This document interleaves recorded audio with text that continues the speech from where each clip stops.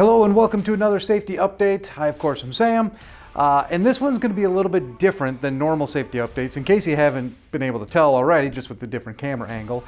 But we've been getting a couple questions about some pre-trip inspection stuff. And so what we wanted to do is we wanted to actually go down to the shop, which is behind me here, and talk to one of the mechanics, talk to Aaron, and see just what you should be looking for in a pre-trip inspection. So we're gonna go down to the shop. Aaron's gonna take it away. Hi everyone, Aaron from the shop here. We'll be going over a pre-trip inspection here. So generally when I go over an inspection under the hood, I like to make it easy and I go from bottom to top. So you're gonna wanna look over all your suspension components.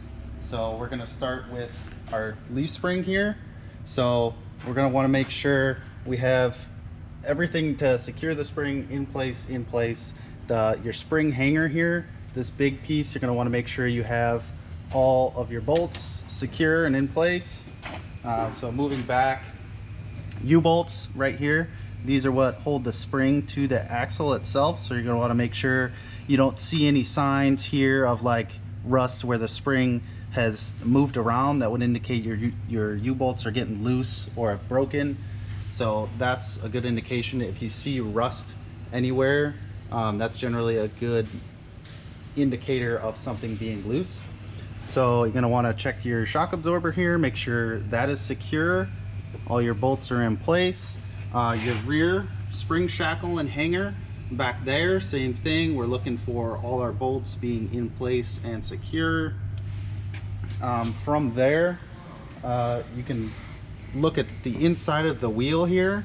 So if you start to see any kind of oil accumulation in here, that's a good sign that you've got a wheel seal blown out. Brake caliper, all your bolts are in place and your brake caliper is secure.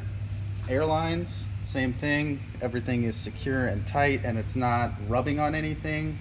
That would be an obvious DOT failure for brake lines rubbing, or a splice in any kind of brake related airline is a DOT failure, so you want to check for those as well. Tires, so generally you can get a good idea if your tread depth is close or not. 430 seconds is your legal limit.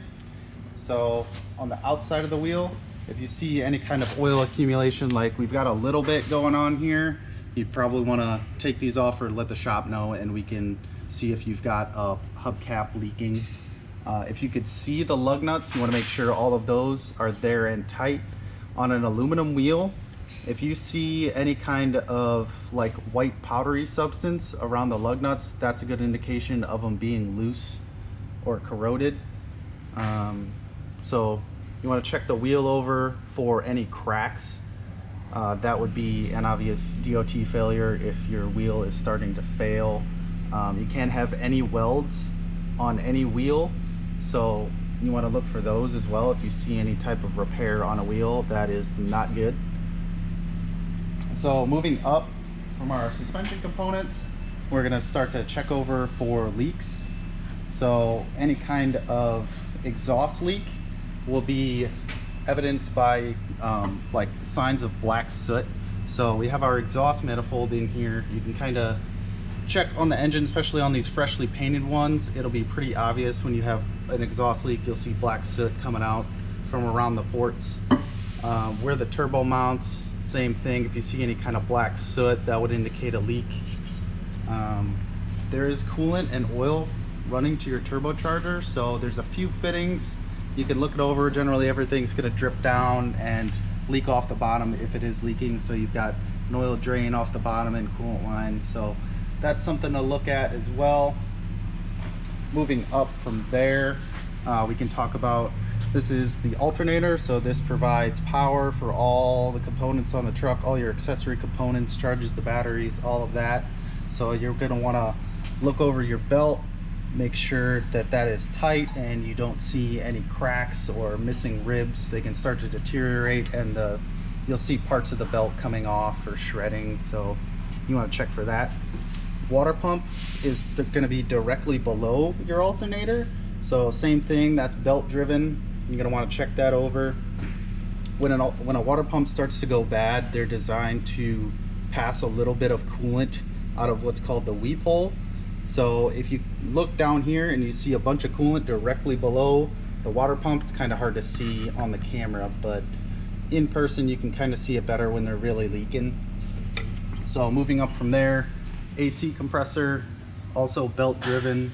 So this one's probably not something you guys are gonna worry about, but just like our suspension components, we're gonna be checking over all of the mounting bolts that secure that, make sure they're all tight and securely holding on the components. What else can we talk about? We can move back here. So on these engines and these trucks, there's a lot of coolant lines that run back here, supplying coolant to both the front and the rear heater cores. So you can get some common leaks back here where the coolant lines are coming out of the engine.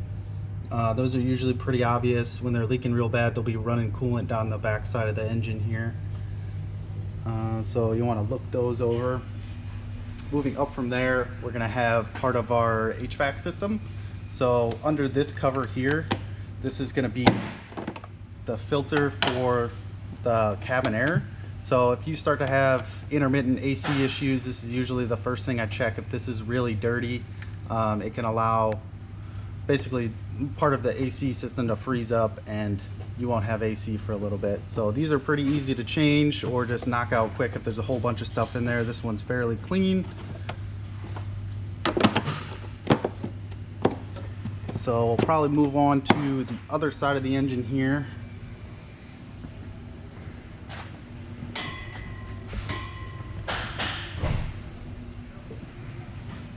So same thing on this side of the engine and the truck here. We're gonna go from the bottom to top. Same, everything that we check suspension wise is gonna be the same over here. We're gonna make sure all our spring hangers and shackles are securely fastened. All our bolts are in place. Our shock, rear spring hangers back there. This side also has all your steering components. So this is a big thing on a DOT like pre-trip inspection. They actually want you to put your hands on this here. This is called the steering shaft, and it's got two U-joints, one at each end.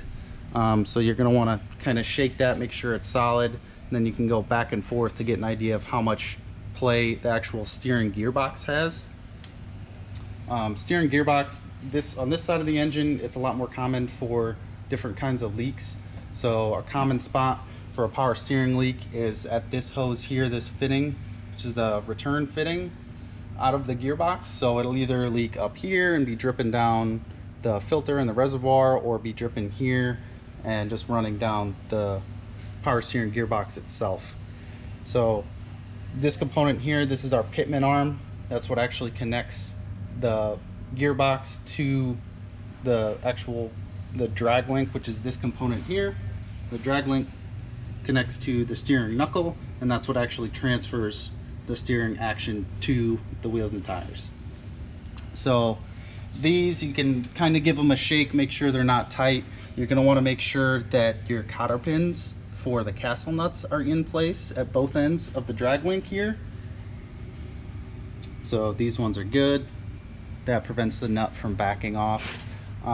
Just like with wheels, it's not permissible to have any kind of welding repair on a power steering gearbox. So you just want to make sure that you don't see any evidence of that. If they break, they have to be replaced. So we'll look at the same thing on the wheel, any signs of oil on the inside or the outside of the wheel. Tires, same thing, checking for tread depth. So we have some fuel system components over here. This is your fuel water separator. If you see, this is a normal level for the fuel to sit in here. This black line on your filter, if the fuel is at that level, that's a good indication that your filter is too dirty and it should be changed. We generally, with our oil change intervals and service intervals, we don't let them get that bad. But if you ever do have it get up there, let us know, or get them changed on the road somewhere. So back in here behind our power steering reservoir, we've got the power steering pump.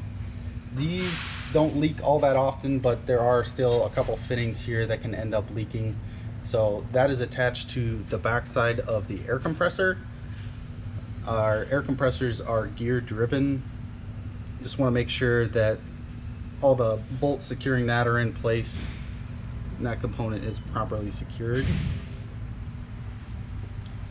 So up in here on these new style trucks, we've got our coolant reservoir. There's a couple marks on there for cold full and cold minimum. So when the truck is cold, this one's empty right now, so you can't really see it, but when it's full, it'll be somewhere between those two lines. We'll kind of move forward from there. We've got our radiator and charge air cooler. So our radiator is the heat exchanger for the engine coolant, and then our charge air cooler cools all of the air that's going from the turbo into the engine. You're not really going to be able to see leaks here, but you could potentially see some leaks on the radiator. There's a couple coolant lines that run there. You want to definitely check those over for drips. You can kind of poke your head in here. I don't know if the camera will be able to see it, but you can kind of get a look at the front side of your radiator and make sure that you don't have too much debris built up in there. When they get real dirty, we can have cooling issues, so just want to stay on top of that.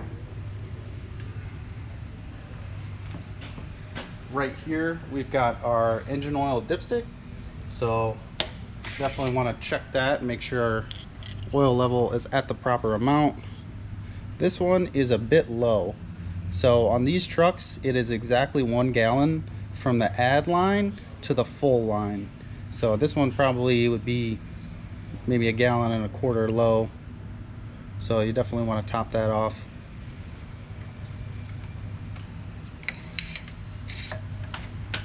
From there, we've got our power steering reservoir. Just like the coolant reservoir, this has a few marks on it. You know, what's full when it's cold, where the add line is when it's cold, but it also has marks for full and add when it's hot. So that's just regular ATF. Even says right here, approve ATF only, and that's just regular Dexmerc ATF that we use in there. All right, so hopefully you learned a couple things, or maybe you brushed up on some knowledge. I know sometimes it seems like you kind of go over and over and over things and you kind of forget some stuff and whatever. So hopefully that helped you remember a couple things maybe you're doing wrong, or showed you a couple things on how to do some things differently. But anyways, but thank you, Aaron, for showing us that stuff. If you do have questions about any sort of pre-trip stuff, let me know. You can either, contact me, call me, email me, whatever. My contact information is at the bottom. But until next time, drive safe.